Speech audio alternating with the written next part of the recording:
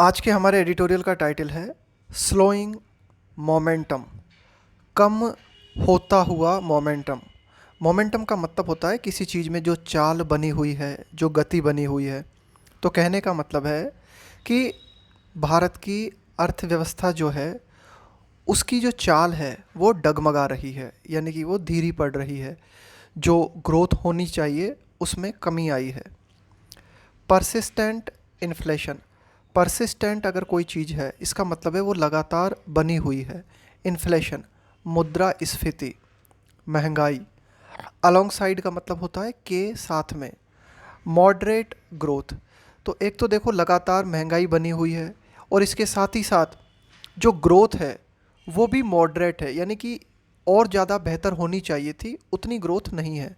Remains a challenge, तो ये एक चुनौती बनी हुई है। अर्थव्यवस्था के क्षेत्र में अगर हम देखें तो लगातार जो इन्फ्लेशन बनी हुई है और ग्रोथ जो है उसकी भी स्पीड काफ़ी धीमी है। तो ये एक चुनौती है, ये एक समस्या हमारे लिए बनी हुई है। लेटेस्ट डेटा, नवीनतम जो आंकड़े प्राप्त हुए हैं, including the official index of the 8 core industries. देखो, अर्थव्यवस्था में जो 8 कोर इंडस्ट्रीज़ का मतलब हो गया बहुत ही प्रमुख, जिनके ऊपर अर्थव्यवस्था टिकी हुई है। तो कुल मिला के जो आंकड़े सितंबर मंथ के आए हैं, and S&P Global's purchasing manager index, इसके अलावा जो PMI के जो आंकड़े हैं for the manufacturing sector for October month के लिए मैन्युफैक्चरिंग सेक्टर जो हमारा पूरा की पूरा निर्माण क्षेत्र है, तो इस निर्माण क्षेत्र के आंकड़े PMI ने दिए हैं। इसके अलावा अर्थव्यवस्था की जो 8 प्रमुख इंडस्ट्रीज़ हैं उनके जो आधिकारिक आंकड़े हैं, पॉइंट टू, ये आंकड़े इशारा करते हैं किस ओर? अ पाल्पेबल, पाल्पेबल का मतलब होता है जिसे आप एक्सपीरियंस कर सको, जिसे आप टच कर सको, अनुभव कर सको। सॉफ्टनिंग का मतलब है कम होना। इन इकोनॉमिक मोमेंटम, की जो आर्थिक चाल है वो धीमी हुई है। ये आंकड़े जो हैं किस ओर इशारा करते हैं कि जो इकोनॉमिक मोमेंटम है वो धीमा हुआ है और इसे आप महसूस कर सकते हो, एक्सपीरियंस कर सकते हो। The governments provisional figures, provisional का मतलब होता है अस्थाई। जैसे कोई आंकड़े होते हैं ना, वो पूरी तरह से अभी जारी नहीं किए गए, अस्थाई रूप से, टेम्परेरी रूप से। The governments provisional figures, figure का मतलब हो गया यहाँ पे आंकड़े। फॉर आउटपुट, आउटपुट का मतलब होता है उत्पादन। अक्रॉस, अक्रॉस का मतलब है किन किन क्षेत्रों को कवर करते हुए। द की इंफ्रास्ट्रक्चर इंडस्ट्रीज़, की जो प्रमुख इंफ्रास्ट्रक्चर इंडस्ट्रीज़ हैं उनका अगर हम आउटपुट देखें, जैसे कि हम बात करें सीमेंट है, स्टील है, ये जो प्रमुख इंडस्ट्रीज़ हैं, अगर इनका हम आउटपुट देखें तो इनका आउटपुट सरकारी आंकड़ों के अनुसार, ये देखो ये इंडस्ट्रीज़ की बात हुई है यहाँ पे, फ्रॉम सीमेंट, कोल है ना, सीमेंट हो गया, कोयला हो गया, स्टील है, इलेक्ट्रिसिटी है। तो इनके संबंध में जो आंकड़े हैं, जो सरकारी आधिकारिक आंकड़े हैं, वे क्या दिखाते हैं? वे ये दिखाते हैं, show the average year on year growth in production. Ease का मतलब होता है थोड़ा सा कम होना। अप्रिशिएबली का मतलब है जिसको आप देख सको ठीक तरह से। Appreciably to a 4 month low of 8.1% in September. तो कुल मिला के इन क्षेत्रों में अगर हम बात करें तो आंकड़े बताते हैं कि जो साल दर साल जो वृद्धि होती है उसमें काफ़ी कमी आई है। कितनी कमी आई है? कि पिछले 4 महीनों में सर्वाधिक कम ग्रोथ सितंबर में देखी गई। कितनी थी ग्रोथ? 8.1% की। फ्रॉम द 12.5% पेस, पेस का मतलब होता है चाल, गति, रफ्तार। पोस्टेड इन अगस्त, यानी कि अगस्त में कितनी वृद्धि दर्ज की गई थी? 12.5% की। और अब देखो सितंबर में कितनी वृद्धि दर्ज की गई? 8.1% की। तो कुल मिला के ये जो सितंबर में वृद्धि दर्ज की गई ये 4 महीनों में सबसे कम थी, पिछले 4 महीनों में। The pace of expansion, expansion का मतलब होता है विस्तार होना किसी चीज़ का। पेस का मतलब हो गया गति। फ्लैग्ड, चिन्हित करना। The pace of expansion flagged across all but one of the 8 sectors. कहने का मतलब ये है कि जो भी हमारे 8 प्रमुख क्षेत्र हैं, है ना, इंडस्ट्रीज़ के, जो भी इंडस्ट्रीज़ हैं हमारी, उनमें जो 8 प्रमुख इंडस्ट्रीज़ हैं उनमें सिर्फ एक सेक्टर को छोड़ के बाकी सभी जो सेक्टर्स हैं उनमें हम कह सकते हैं कि एक तरह से गिरावट देखी गई। अब वो एक क्षेत्र कौन सा है जहाँ थोड़ी वृद्धि देखी गई? विद ओनली फर्टिलाइजर्स रजिस्टरिंग, कि जो उर्वरक हैं, जो फर्टिलाइजर्स हैं, रजिस्टर दर्ज करना, अ क्विकनिंग, क्विकनिंग का मतलब है थोड़ा सा रफ्तार बढ़ जाना किसी चीज़ की, इन ग्रोथ। तो ये जो फर्टिलाइजर्स के क्षेत्र में जो है थोड़ी सी ग्रोथ दर्ज की गई from the preceding month. Preceding का मतलब होता है पहले वाला, यानी कि जैसे अगस्त का प्रिसीडिंग हो जाएगा जुलाई।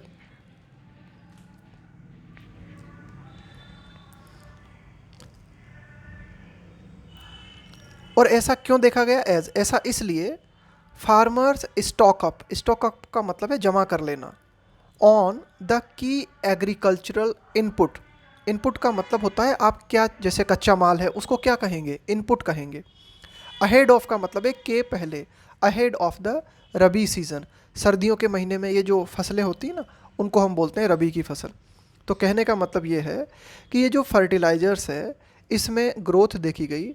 ऐसा इसलिए हुआ कि जो फार्मर्स हैं उन्होंने स्टॉक कर लिया है कि भाई रबी सीज़न में उन्हें किन किन चीज़ों की ज़रूरत पड़ेगी, तो उसमें फर्टिलाइज़र भी प्रमुख है। Heavy rains in the final month of the south west monsoon season, कि ये जो दक्षिण पश्चिम मानसून है इसके द्वारा जो लास्ट महीना होता है उसमें बहुत ही ज़्यादा हैवी बरसात हुई, विच रिजल्टेड इन। अब ये जो हैवी रेन थी ये कारण बनी, रिजल्ट इन का मतलब होता है इसका क्या परिणाम हुआ, इसका क्या कारण हुआ।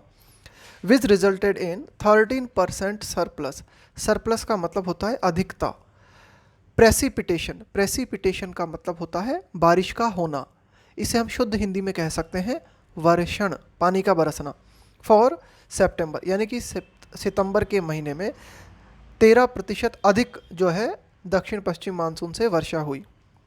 तो ये जो एक फैक्टर है, ये वर्षा का जो फैक्टर है, ऑल्सो लाइकली, लाइकली का मतलब है ऐसा होने की संभावना है। कंट्रीब्यूटेड, कंट्रीब्यूटेड योगदान दिया। टू डैम्पनिंग का मतलब है कम होना, demand and output for cement, electricity and steel. तो कुल मिला के ये भी एक फैक्टर है कि लास्ट महीने में अधिक वर्षा का होना भी संभवतया एक कारण है जिसने योगदान दिया डिमांड को थोड़ा कम करने में। इसके साथ ही साथ सीमेंट, इलेक्ट्रिसिटी और स्टील के क्षेत्र में जो उत्पादन था वो कम हुआ, तो उसका एक रीज़न ये भी है क्या कि लास्ट महीने में ये जो बारिश का जो लास्ट महीना था उसमें अधिक बरसात हुई। ऑल ऑफ विच सा, यहाँ पे ऑल ऑफ विच किसके लिए आ रहा है? ये सीमेंट है, इलेक्ट्रिसिटी है, स्टील है। सा सिग्निफिकेंट स्लोइंग इन ग्रोथ, कि इन क्षेत्रों में सिग्निफिकेंट स्लोइंग का मतलब है बहुत ही ज़्यादा मात्रा में ग्रोथ जो है उसमें गिरावट आई। फ्रॉम डबल डिजिट पेसेस इन अगस्त, यानी कि अगस्त महीने में अगर हम बात करें तो ये जो क्षेत्र हैं जैसे कि सीमेंट, इलेक्ट्रिसिटी और स्टील, इनमें ग्रोथ डबल डिजिट में थी, जो कि अगस्त के बाद अगले महीने सितंबर में सिंगल डिजिट में आ गई। सीक्वेंशियली का मतलब होता है क्रमिक रूप से, जैसे जुलाई, अगस्त, सितंबर। Production in fact contracted, contracted का मतलब होता है संकुचन होना, कमी आना। अक्रॉस ऑल द 8 सेक्टर्स, कि अगर हम क्रमिक रूप से बात करें तो ये जो भी 8 अर्थव्यवस्था के प्रमुख सेक्टर्स हैं इन सभी में संकुचन देखा गया, यानी कि ग्रोथ में कमी आई। With the overall index declining, यानी कि जो पूरा की पूरा सूचकांक है जो इन सभी क्षेत्रों में कितनी ग्रोथ हुई, कितनी गिरावट आई उसको दर्शाता है। तो ये जो पूरा की पूरा इंडेक्स है इसमें कमी दर्ज की गई, कितनी? 4.8% फ्रॉम अगस्त लेवल, यानी कि अगस्त का जो लेवल था और सितंबर का जो लेवल था, इन दोनों को अगर हम कंपेयर करें तो अगस्त से सितंबर तक ओवरऑल जो इंडेक्स था वो 4.8% नीचे चला गया। कोल ऑफर्ड द सिल्वर लाइनिंग, देखो ऑफर सिल्वर लाइनिंग का मतलब होता है उम्मीद दिखाई देना, आशा दिखाई देना। कोल ऑफर्ड द सिल्वर लाइनिंग। तो कुल मिला के कोयला क्षेत्र की अगर हम बात करें तो यहाँ हमें थोड़ी आशा दिखाई दी, यानी कि अन्य क्षेत्रों की तुलना में जो कोयला का उत्पादन है वो थोड़ा अधिक रहा। The year on year growth in output of the fuel, यहाँ फ्यूल कोयला के संबंध में बात हो रही है। The year on year growth in output of the fuel eased का मतलब है कम होना, only slightly to a still का मतलब है अब भी जो कोयला है वो रोबस्ट बना हुआ है। रोबस्ट होने का मतलब होता है बहुत ही अच्छी हेल्थ में होना, एनर्जी से भरपूर होना, उसको हम बोलते हैं बहुत ही रोबस्ट है। 16.1% पेस फ्रॉम अगस्त 17.9%। अब देखो, अगर हम ईयर ऑन ईयर ग्रोथ की बात करें, आउटपुट का मतलब है उत्पादन की, कोयले के उत्पादन की अगर हम बात करें तो कोयला क्षेत्र में अगर हम देखें तो अभी भी मजबूती बनी हुई है। अगस्त महीने में कितना था इसका उत्पादन? 17.9%, और फिर सितंबर में कितना देखा गया? 16.1%, यानी कि ज़्यादा गिरावट नहीं आई। And posted just a 1.5% sequential contraction. और कोयला क्षेत्र में जो है क्या दर्ज किया गया? सिर्फ 1.5% का सीक्वेंशियल संकुचन कॉन्ट्रैक्शन दर्ज किया गया। इंडिपेंडेंटली, स्वतंत्र रूप से अगर हम बात करें, the more up to date survey based manufacturing PMI data for October, कि अक्टूबर मंथ के लिए ये जो पीएमआई डेटा हमारे पास आए हैं, जो भी अप टू डेट डेटा हैं, बट्रेस का मतलब होता है किसी चीज़ को सपोर्ट करना, कंसर्न्स। तो अक्टूबर महीने के जो आंकड़े हैं वो इन चिंताओं को सपोर्ट करते हैं। कंसर्न का मतलब हो गया चिंताएं। कौन सी चिंताओं को सपोर्ट करते हैं? दैट कि ब्रॉडर इकोनॉमिक मोमेंटम, कि व्यापक रूप से जो आर्थिक चाल है, यानी कि ओवरऑल जो आर्थिक ग्रोथ है में शायद येट अगेन, एक बार फिर से बी स्लाइडिंग। ऐसा लगता है कि अक्टूबर मंथ के जो आंकड़े हैं वे इन चिंताओं को सपोर्ट करते हैं। किस तरह की चिंताओं को? चिंताएं ये हैं कि ऐसा लग रहा है कि ये जो इकोनॉमिक मोमेंटम है, यानी कि जो ग्रोथ में तेज़ी है, वो शायद एक बार फिर से फिसल रही है। और क्यों फिसल रही है? फॉर वांट ऑफ का मतलब होता है कि कमी के कारण। फॉर वांट ऑफ का मतलब कि कमी के कारण। फॉर वांट ऑफ ट्रैक्शन का मतलब होता है ठीक तरह से होल्ड कर पाना, ठीक तरह से किसी चीज़ को पुल कर पाना, यानी कि जो ग्रोथ है वो पकड़ नहीं बना पा रही। तो ग्रोथ की जो पकड़ है वो उतनी मजबूत नहीं है जितनी की होनी चाहिए, और इसके कारण ऐसा लग रहा है कि एक बार फिर से जो आर्थिक ग्रोथ है वो पीछे जा रही है। The seasonally adjusted S&P global India manufacturing PMI, ये पीएमआई याद रखना आप, है ना, ये इसका पूरा नाम है, S&P global India manufacturing signalled. तो ये जो पीएमआई है, ये जो सूचकांक है, इसने एक बार फिर से इस चीज़ को सिग्नल किया, संकेत दिया, sectoral growth slid to an 8 month low last month, कि अगर हम सेक्टर वाइज जो वृद्धि है, यानी कि प्रत्येक सेक्टर, अर्थव्यवस्था के प्रत्येक सेक्टर में कितनी वृद्धि हुई, तो कुल मिला के इस पीएमआई ने ये दिखाया कि सेक्टोरल ग्रोथ जो है स्लिड, नीचे खिसक जाना, कमी आना, to an 8 month low last month, यानी कि पिछले महीने जो है 8 महीनों में सबसे कम जो है ग्रोथ रही। अमिड का मतलब होता है के बीच, अ वीकनिंग इन डिमांड, यानी कि ये जो ग्रोथ कम हुई, ये किसके बीच कम हुई? वीकनिंग इन डिमांड, यानी कि जो डिमांड है उसमें भी लगातार कमी देखी गई है ना, यानी कि डिमांड भी कमज़ोर पड़ गई, पर्टिकुलरली फॉर कंज्यूमर गुड्स। और ये जो डिमांड में कमी आई है, ये खास करके किस तरह की चीज़ों की डिमांड में कमी आई है? फॉर कंज्यूमर गुड्स, जो उपभोक्ता का गुड्स का मतलब है सामान, यानी कि जो उपभोक्ता के लगभग डेली यूज़ का जो सामान होता है ना, उसमें कमी आई है। कंज्यूमर गुड्स की मांग में कमी आई है। Factories saw new orders rise at the slowest pace in a year. अब देखो और क्या देखा गया कि पूरे साल भर में,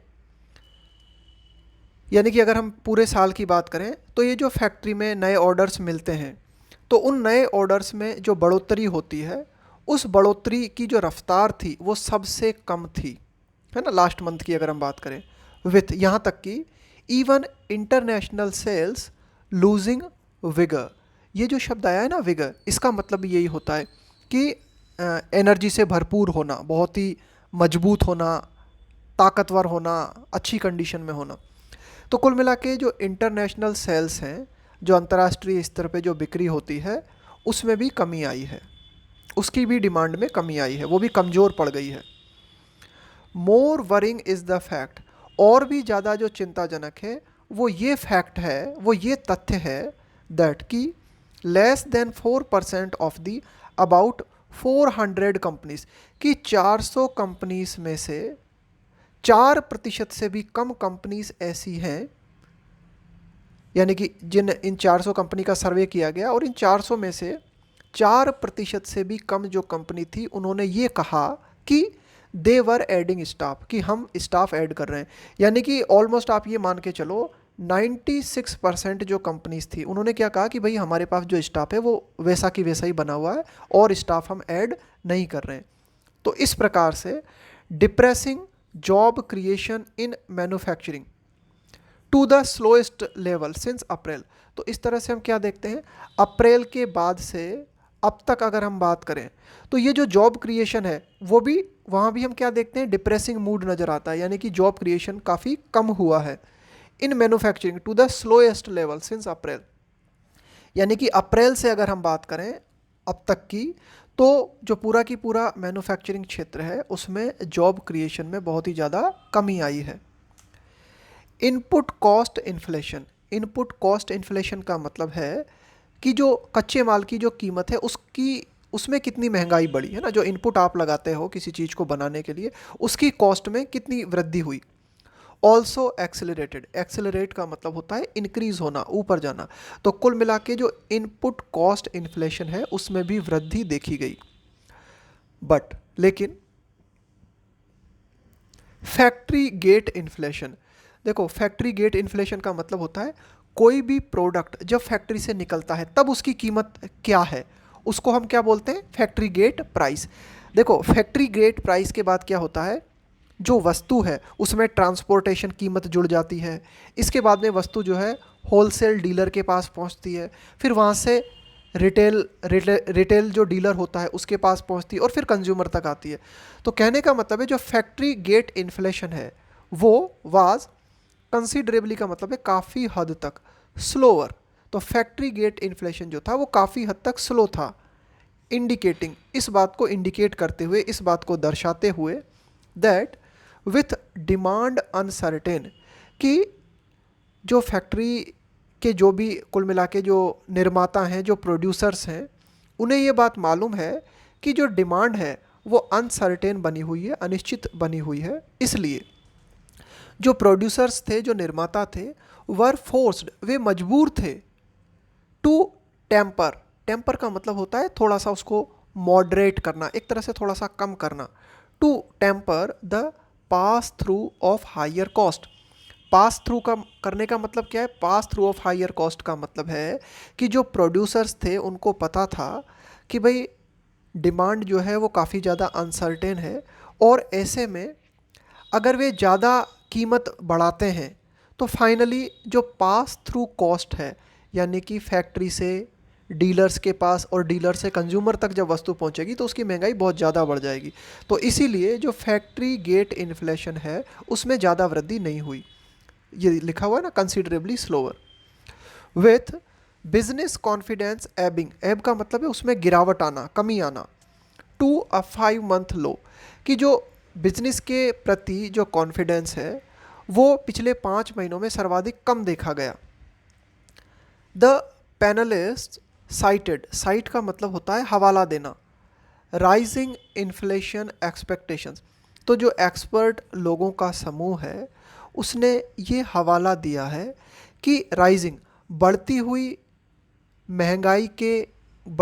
महंगाई की जो एक्सपेक्टेशंस है, यानी कि बिजनेस के क्षेत्र में जो लोग हैं उनको ऐसी एक्सपेक्टेशंस है कि अभी महंगाई और बढ़ेगी। तो ये जो इन्फ्लेशन एक्सपेक्टेशन है, इसको मेन फैक्टर बताया है पैनलिस्ट के जो लोग हैं उन्होंने। As the key factor expected, यानी कि जो राइजिंग इन्फ्लेशन है उसके संबंध में ये उम्मीद है, यानी कि ये जो इन्फ्लेशन है ये क्या कर सकती है, डेंट डिमांड, डेंट का मतलब है कमज़ोर कर देना, demand and production growth over the next 12 month, कि आगे आने वाले 12 महीनों में जो उत्पादन में जो वृद्धि है और जो डिमांड है उसमें कमी आ सकती है, ऐसी एक्सपेक्टेशन है। और उसका कारण क्या है, बढ़ती हुई inflation. And the advance estimates for the lower kharif output, और जो अग्रिम अनुमान लगाए गए हैं किस चीज़ के लिए, फॉर लोअर खरीफ आउटपुट, कि जो खरीफ की जो फसल है, जो उत्पादन है, खरीफ का जो उत्पादन है उसके जो अग्रिम अनुमान है वो भी ये कहते हैं कि भाई इसका उत्पादन कम होने के चांसेस हैं। डिसकंसर्टिंगली, डिसकंसर्टिंगली का मतलब होता है कोई चीज़ जो आपको अनिश्चितता में डाल दे, आपको अनकंफर्टेबल कर दे, आपको चिंतित कर दे। तो कुल मिला के जो खरीफ का उत्पादन है वो भी कम है, ऐसा अनुमान लगाया गया है। तो ये भी चिंताजनक है, फ्लैग। तो ये जो आंकड़े हैं, खरीफ के आंकड़े जो हैं, एडवांस जो आंकड़े हैं, ये भी एक तरह से चिंता का कारण है। ये इस बात को दर्शाते हैं, इस फैक्ट को दर्शाते हैं दैट द फार्म सेक्टर में be able to offer little succour, succour का मतलब होता है राहत, बहुत इंपॉर्टेंट है, ये स्पेलिंग मिस्टेक में पूछा जाता है एज। तो कुल मिला के ये बात स्पष्ट हो जाती है कि जो अगर हमारा फार्म सेक्टर है, जो कृषि क्षेत्र है, may be able to offer little succour, कि जो कृषि क्षेत्र है वो भी शायद बहुत ही कम राहत हमें दे पाएगा। ऐसा इसलिए as rural incomes get hit, कि जो रूरल इनकम है वो भी प्रभावित हुई है। पॉलिसी मेकर्स, जो नीति निर्माता हैं, have their task cut out, have ones task cut out, इसका मतलब होता है कि भाई ये चुनौती आपके सामने है, ये काम आपके सामने है। तो जो पॉलिसी मेकर्स हैं उनके सामने जो चुनौती है वो बिल्कुल स्पष्ट है, जो काम है वो बिल्कुल स्पष्ट है। क्या है काम जो कि बिल्कुल स्पष्ट है, टू सरमाउंट, सरमाउंट का मतलब होता है किसी चीज़ पर काबू पाना, उसे डिफीट करना, उसे कंट्रोल करना। द ट्विन चैलेंजेस, तो पॉलिसी मेकर्स के सामने दोहरी चुनौतियां हैं जिन पे उन्हें काबू पाना है। क्या है वे दोहरी चुनौतियां, ऑफ स्लोइंग ग्रोथ, एक तो है कि लगातार जो आर्थिक क्षेत्र में ग्रोथ जो है वो धीमी पड़ रही है, और दूसरी बात क्या है, परसिस्टेंट का मतलब है लगातार जो है इन्फ्लेशन, मुद्रास्फीति, लगातार महंगाई बनी हुई है।